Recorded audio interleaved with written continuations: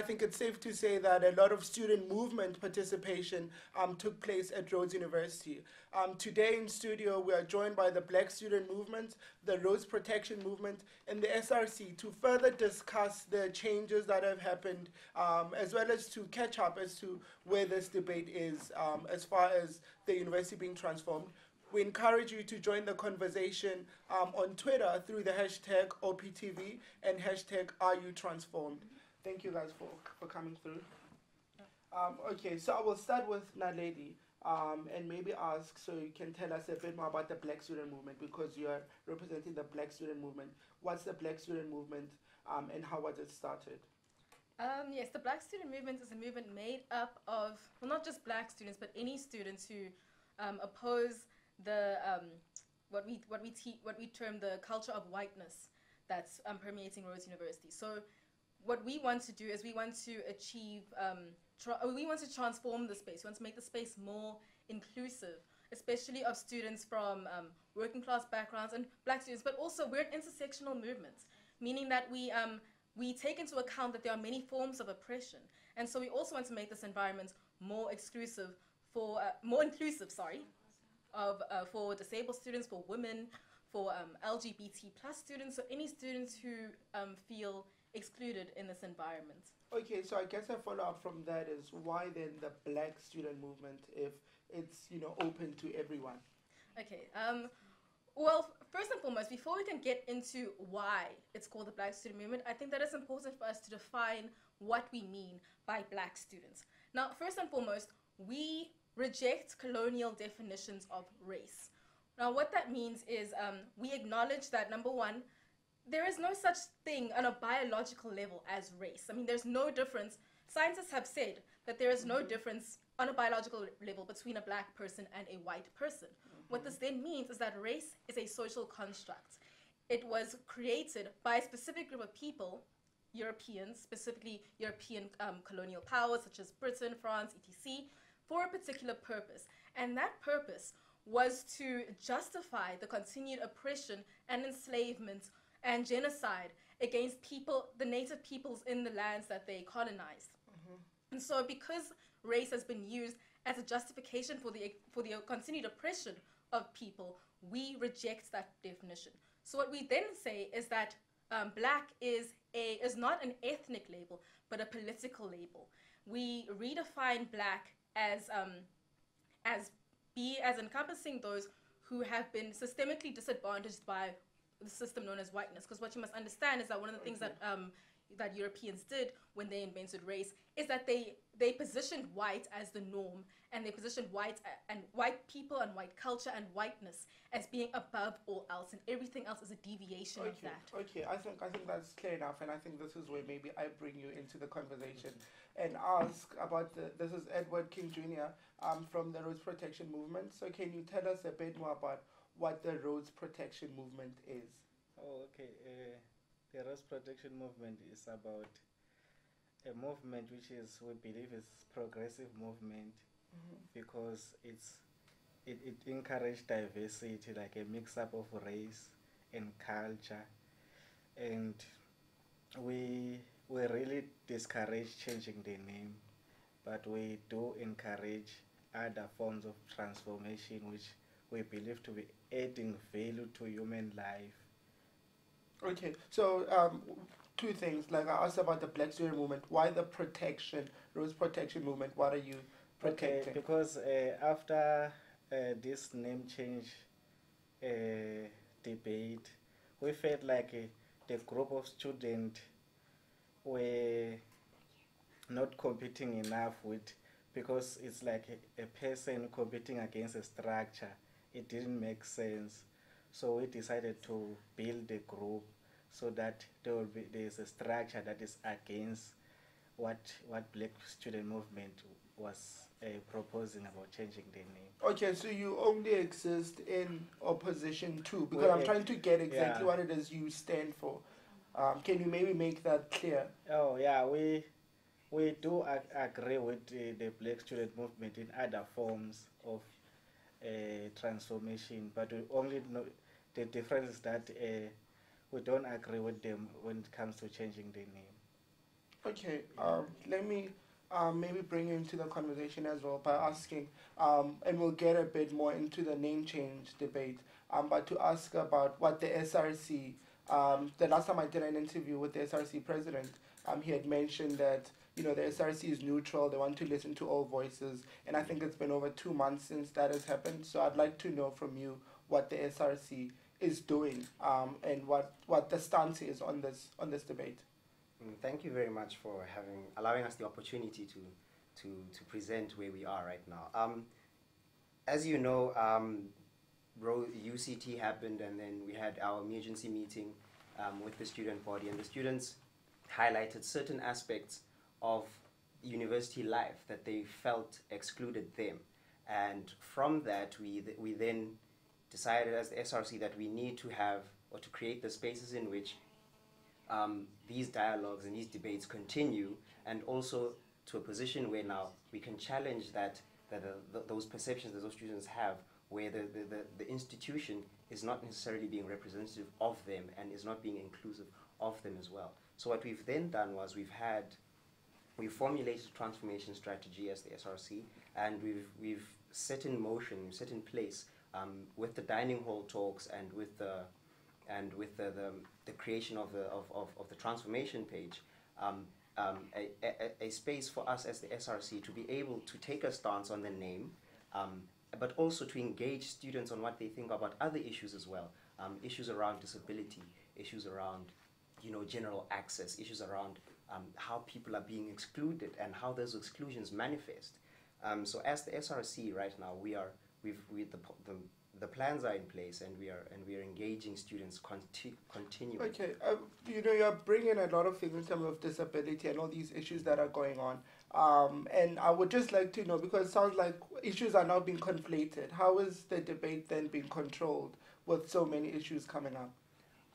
What happens is when during the dining hall talks, the wellness leaders are assisting us in that regard. They facilitate the debates, and then the SRC is there to gather the information on what's coming up and how people feel about certain issues around the name, and then around also disability. So one example I can give you is the moving of DSA to the union. Mm-hmm. Students raised that as an issue because then students who are disabled cannot access the upstairs at the union, and that's problematic. And those are the things that come up as part of transformation. Those are the things that we need to look into.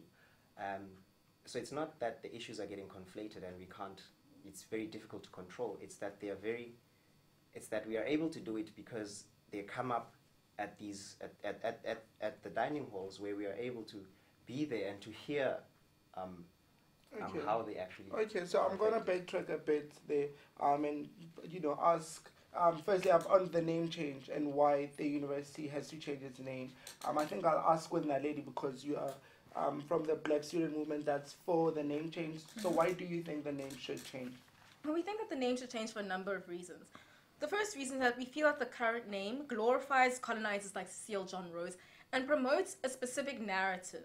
It promotes a one-sided narrative that simultaneously glorifies colonizers while erasing black pain and suffering. Because what you're not hearing when you hear the university's name of Cecile John Rhodes is you're not hearing that he was responsible for the oppression of thousands of black people. You're not hearing that he was responsible for displacing thousands and thousands of black people. And we find it highly problematic that the university can then expect black students to identify with a man who caused so much pain and suffering to their parents. We find that to be a violence against the person of black students. Secondly, there is a logical inconsistency within a university that claims to have an African identity like Rhodes does, yet continues to carry the name of someone who was anti-African in every way. The name symbolizes the fact that whiteness remains dominant within this university. And by whiteness, of course, I mean the construct of whiteness that places whiteness above every other race. And also, a popular argument that has come up is that people claim that we have transcended the name, but I'd like to contest that. I don't think that we have truly transcended the name, because there are so many black working class students who still feel excluded in this environment. Also, there are so few black professors. I think that out of the 57 professors at this university, only 9 of them are black. And also the current curriculum, which is another issue, curriculum change, it continues to focus on Western-centric discourse and Western-centric history. And so because of that, we can then argue that the university is guilty of perpetuating the same epistemicide that people such as Cecile John Rhodes perpetuated. So then can we really say that we have transcended the name? Okay, Edward, why do you think the name shouldn't change? Because that's predominantly what the Rhodes Protection Movement believes. It's in 2 forms. Like form 1 is because we look at Cecil John Rhodes and Rhodes as different things because they are 2 separate individuals, and Rhodes and Cecil John Rhodes, they don't operate in similar values. So that's how we look at it. Rhodes and Cecil John Rhodes, they don't operate in similar values. They have different values.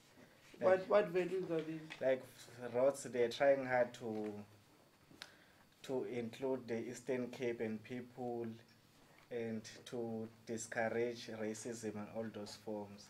So, and the other part is that we believe it comes with a greater cost, and one of them is the threat to lose its recognition and reputation as an institution if the name is changed.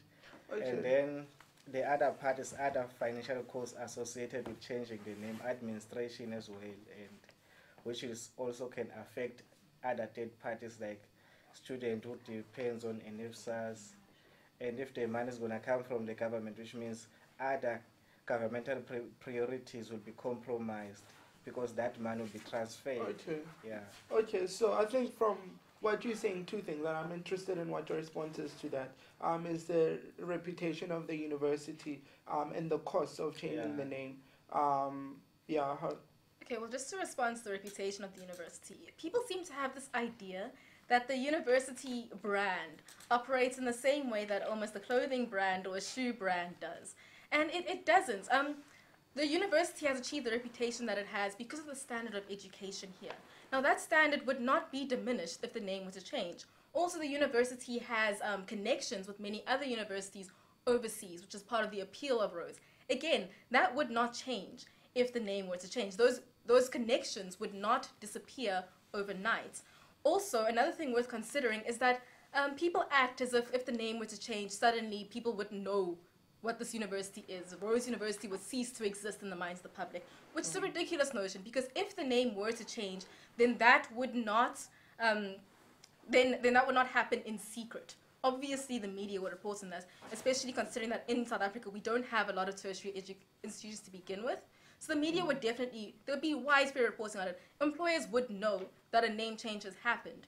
And in any case, scholars at Rhodes could just write previously known as Rhodes on their CVs. So I don't think that the brand is a very compelling argument in that sense, because it fails to take those things into account. And the second one is the second argument is the cost, which, well, yes, it's a compelling argument, but it's also a secondary argument. I feel that as a university, we first need to reach a consensus on whether or not we believe that this name change needs to happen. And then once we have achieved a consensus, only then can we start saying, okay, once you have said as a university, the name must change, only then can we say, okay, let's see exactly how we're going to finance this thing. Because once we have agreed that the name must change, it'll be much easier for us to contact the alumni and to contact the government and say, listen. Okay, let me backtrack a bit there, because another big question that's come up against the name change is the question of issues, that there are other issues to be dealt with, like the disability issues that he was mentioning earlier on. And I think that has also become a predominant narrative against the name change. So how does the Black student movement respond? Well, firstly, I mean, I guess there is the danger in people thinking that because the name has changed, we have transformed as a university. And that is why, as a Black student movement, we believe that it is our responsibility to keep fighting for other forms of transformation. That yes, we're saying that yes, the name change must happen, but we must not think of that as an end in itself. We need to keep fighting for other issues. And we need to keep, trying to transform this environment at an institutional level as best as we can. And also, the whole idea that we can't fight the name change because there are other issues. No, but this is an issue. That's the thing. It kind of throws this narrative that there are real issues to be fought, and the name change is not a real issue. No, the name change is a real issue. And I think that it's an issue that we need to solve. And if we're not going to solve it now, then when are we going to solve it? Okay, Japhta, the SRC has conducted several debates or areas of debates, particularly even around the name change. Where is this debate as far as the SRC is concerned? And I ask this because the SRC has to represent students at university committees like Senate, Council. So how's the SRC currently representing this debate within those structures? The SRC currently, as you say, we do sit on institutional forum and institutional planning, and it's the SRC and the councillors' duty at those forums to bring up these issues, particularly institutional planning. And these issues do come up as part of the agenda, and these are things these are issues that the SRC does indeed fight for. So on that part, I'll dispel the So by fight for, you mean, because this debate so far is polarized, so like, if you are fighting for this issue, in what direction is the fight going? For the SRC, in terms of the SRC's engagements with management, the SRC has engaged with management to the extent that management has to be willing to accommodate the spaces for these debates to happen. Management has engaged us, and we have task teams. There are task teams set up to engage several diaspora communities of Rhodes, particularly the alumni, whom management has said that we need. There are a lot of stakeholders at this in terms of this debate, and as the SRC, we have mandated that they be put in as well. But in terms of at institutional forum and in council and all other places where we engage with management, we push for these debates to continue, and for the institution to allow us the facilities and the resources to do so. Okay, so I think this debate can continue after a while now. We're going to cut off and be back. We had one of our reporters gone through to talk to students on campus to find out some of their views on curriculum transformation, as well as decolonizing universities as spaces. We'll be back in a moment. I don't feel that the courses at Rhodes expose me to different African cultures. Yeah, so it is very US-centric and very focused on a Western type of teaching, and also, yeah, the curriculum isn't all that inclusive to African identity and that sort of stuff, so yeah.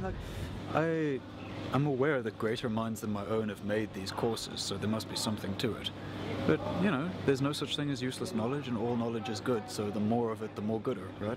I think they could change certain things. For example, there's no need for us to know how the American society is run.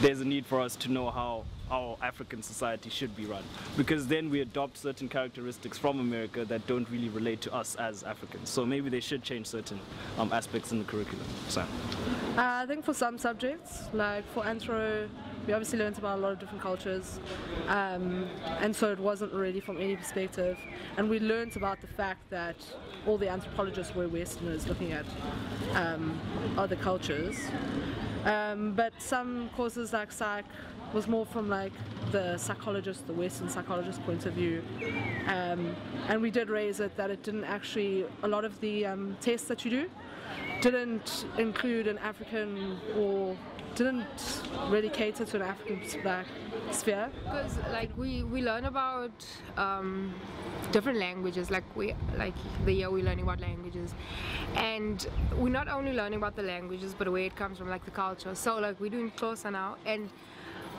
what I've learned is that it's a very respectful language and culture, so I've got more respect for that side of the country. You get what I'm saying?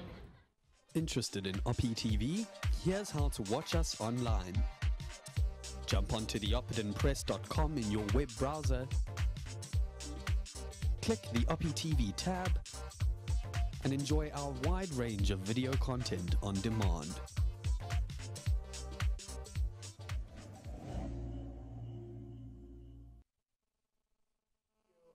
To continue the discussion, and I think what students are saying in terms of curriculum transformation in this university, is in terms of transformation in general in this university, is that we need to decolonize universities as, as African spaces and make them African spaces. So I'd just like to maybe get a brief catch up from you guys as to what you think it means to decolonize universities, and particularly on curriculum transformation. There was a conference recently on curriculum transformation organized by the university. I'm not sure if you guys attended or are well aware of some of the issues that came up. So maybe, Naledi, you can kick us off in terms of what a decolonized African curriculum would be. Okay, a decolonized African curriculum would be one that focuses, that places a lot of emphasis on African discourse and on African history. Right now, universities are in South Africa especially are currently trying to make what they seem a global workforce, which is problematic, because what we should be doing is we should be making a workforce that can work within an African context and that can lead within an African context. So a decolonized curriculum would be one that does that. It would also be one that speaks directly to African cultural values, because right now what we find is that there are a lot of African students who enter university and then they find themselves alienated by a curriculum that forces them to divorce the thought processes and the knowledge systems that they learned at home from their cultural backgrounds from what they're learning at school. And we believe that there should not be that disconnect. What we're learning at the university should speak directly to our context within an African country, and it should be speaking directly to our cultures and directly to our history. So we believe that a decolonized curriculum is one that does that. Okay, Edward, you say, you believe in transformation in other forms. When it comes to curriculum transformation, how does the Rhodes protection movement perceive of a decolonized African curriculum, if at all? Yeah, we believe that it should be a mix around way. So if you want a Western curriculum, you can choose. If you want something is more African, you can select. So it shouldn't be one-sided thing. It should be a mix. Okay. Yeah. And Japhta, as the SRC, obviously as an academic officer in the SRC to talk about this, but you are in transformation. Is there anything the SRC is doing, seeing through in terms of curriculum transformation at this university? The SRC is currently engaging with several departments, the anthropology department being one that comes to mind right now, on having an inclusive curriculum.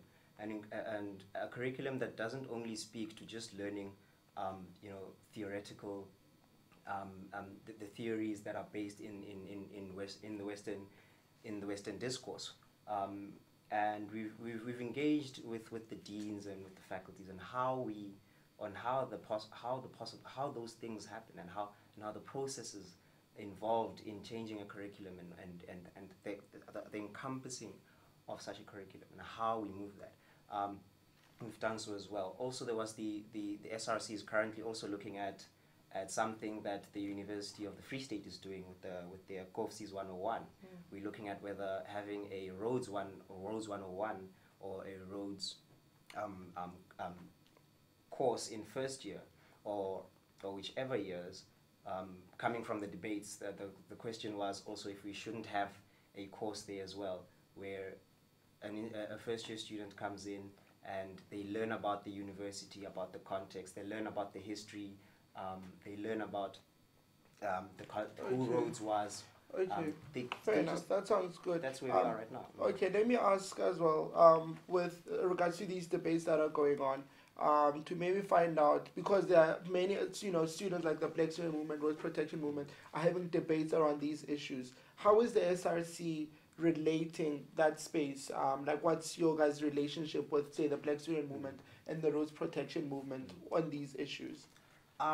It's something that has been troubling for us as the SRC, and I'm glad that we've got representatives of these two very vital movements. We have been trying to get into contact with BSM and with Edward, trying to get, just so that we can have an engagement on the issues. Unfortunately, we've sent out, I think, around about 8 emails now that have still yet been unanswered. Okay, can we maybe get a response to that?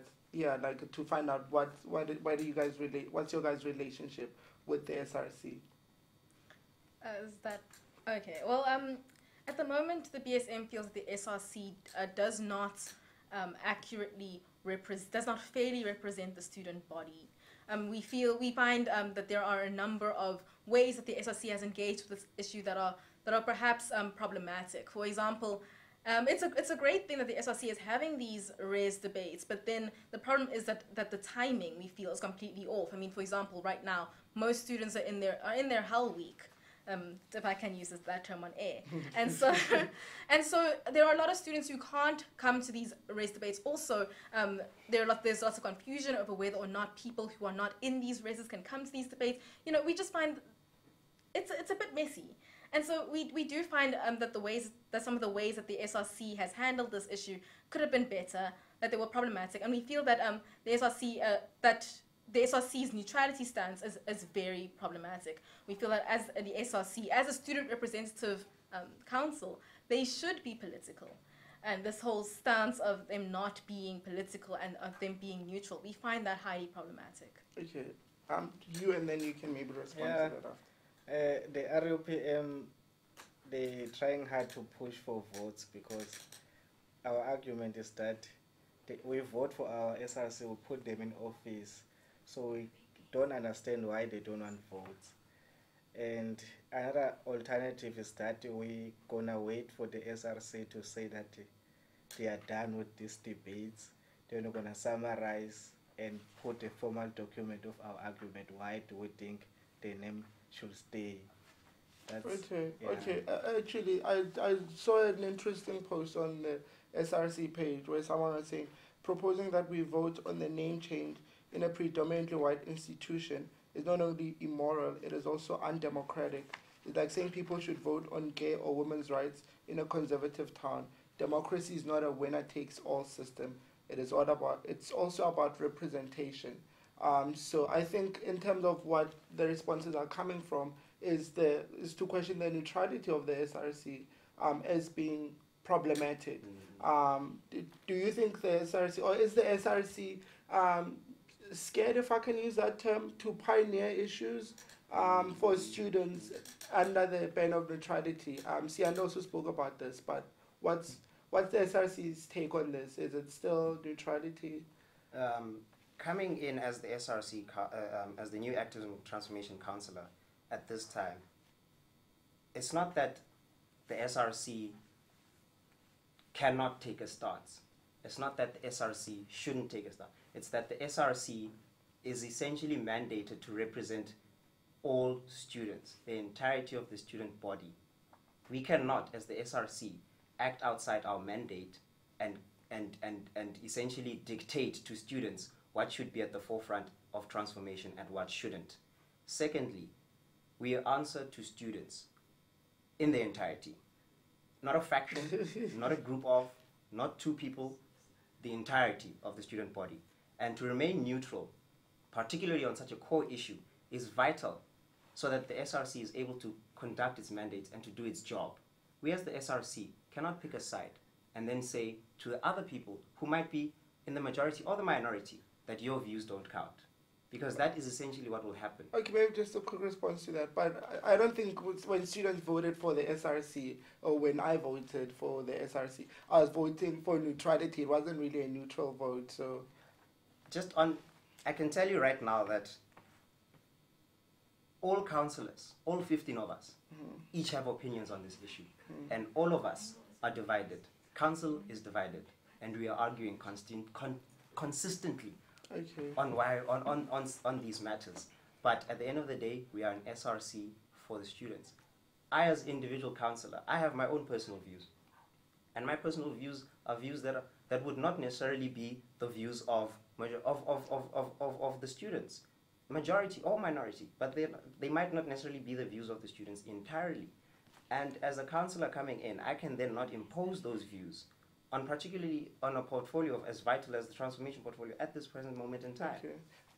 I think to maybe wrap up this discussion, I think I'd like to get your guys' take from everyone in terms of, all this transformation that we're speaking of from whatever different positions that are coming up are not things that can come up from, say, students alone without the cooperation of the SRC and management, and the debate is polarized even at that level. So how do we, say, move forward in this discussion instead of being polarized and speaking from particular positions and never really going anywhere. I don't know how we can move around that. Naledi, what are your thoughts on that? I think that it's very difficult. I mean, for a lot of students, their immediate reaction is to say that we should have a vote, and that seems, you know, when you just look at that at face value, it seems to be the most democratic option. But actually, even that's problematic. I mean, if you have a vote of just the student body and the alumni, you find that the alumni is made up of majority white. And why is that? Because black people have been excluded at this university for decades. This whole thing of Rhodes having a majority black student body is something that's only happened in the past 8 years. So now if we have a majority white alumni combined with the Rhodes student body, I mean, the question comes up of whose voices are being really represented here. And so it's a very difficult issue to say exactly how we should move forward. And what we as the BSM want at this stage is we want an affirmation from the SRC and from the university exactly where they stand. Obviously, we do want them to agree with us, naturally, but we want that affirmation. And I feel that that's sort of the starting point for us. Okay. Edward? I think to move forward, we need not to divide ourselves into race and who's white and who's black.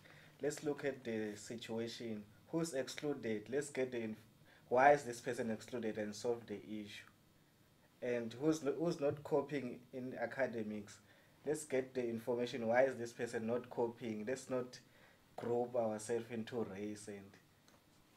Yeah, that's Japhta. I think from the SRC's point of view, it's about moving forward. I think for the SRC, for us, it's about engaging with Edward, engaging with Naledi, engaging with all students, engaging with all people who feel they have an interest in this matter. And it starts with us. It starts with us as students saying no.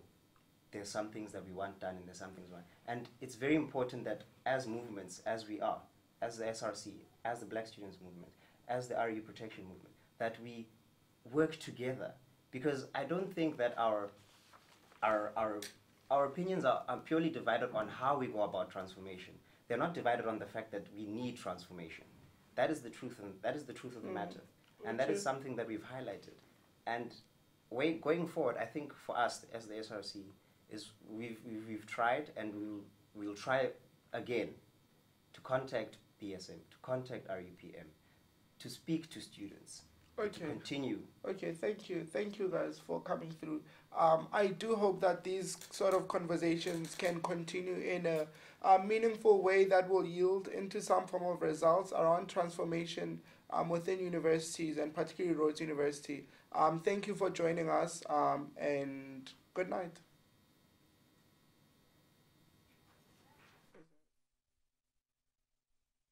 Under the age of 21 will continue. Tradition, shackles and bones, and the cookies started. The law has failed time and time again. We are angry. For students to showcase their talent.